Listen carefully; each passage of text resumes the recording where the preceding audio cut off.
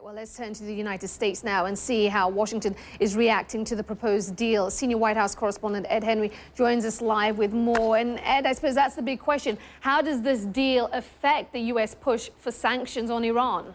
Aisha, that is the big question, and that exactly is why the White House has been very tight-lipped about this deal. Even though it was announced hours ago, they still have not put out a public statement. I've been talking to senior U.S. officials, though.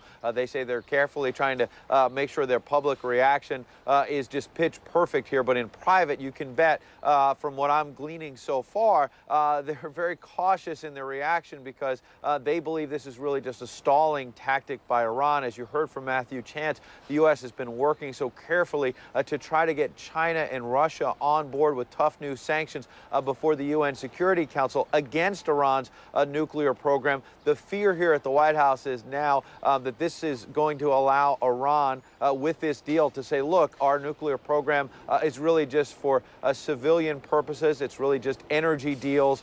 It's for peaceful purposes, not to try to create any sort of a weapons program. And frankly, the White House is just very skeptical of those claims. And so that's why you can bet that this White House is going to be suggesting, once they do put together this public response, that this is nothing more than a stalling tactic by Iran in order to kind of stretch this out months or even a year or so longer to prevent tough new sanctions, Aisha. Ed, I should say.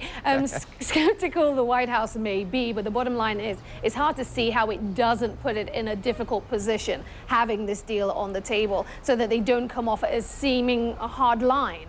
Absolutely, because this has been one of the problems the U.S. has faced dating back to the Bush administration, now carrying over to the Obama administration, is trying to get China and Russia on board there before the Security Council at the UN to support tough new sanctions. It's tough when they have already doing their own trading with Iran, and with a civilian nuclear deal like this, it's only going to potentially give China and Russia more fodder to say, look, there's really no strong evidence to suggest that this is going to be a weapons program.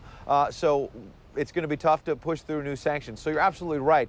This is why the U.S. is taking so long, frankly, in coming up with a public response. They realize this immediately complicates the picture in terms of the Obama administration trying to push through some tough new sanctions against Iran, Aisha. All right, Ed Henry, White House correspondent, many thanks. Thank you.